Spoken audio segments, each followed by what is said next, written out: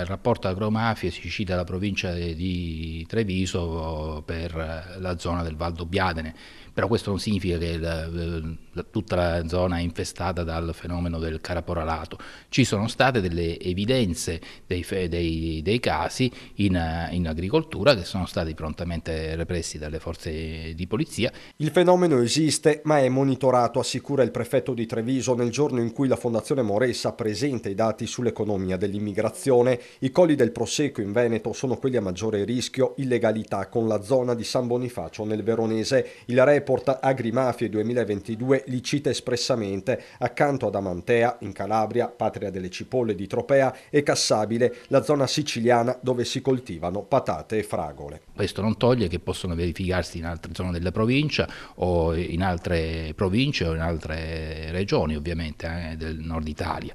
Lavoro nero e sfruttamento della manodopera riguardano però anche altri comparti. Illegale spesso è l'intera attività d'impresa. Mi sembra che sia più diffuso quello dei laboratori tessili, dove anche prosperano, si fa per dire, le imprese cosiddette apri e chiudi. Sono fenomeni molto gravi, in primis perché ledono la dignità della persona che viene sfruttata, e poi perché alterano la concorrenza sul mercato. Quindi occorre, là dove ci si accorge del fenomeno, denunciare e da parte delle nostre, delle istituzioni, aumentare le forme di sorveglianza.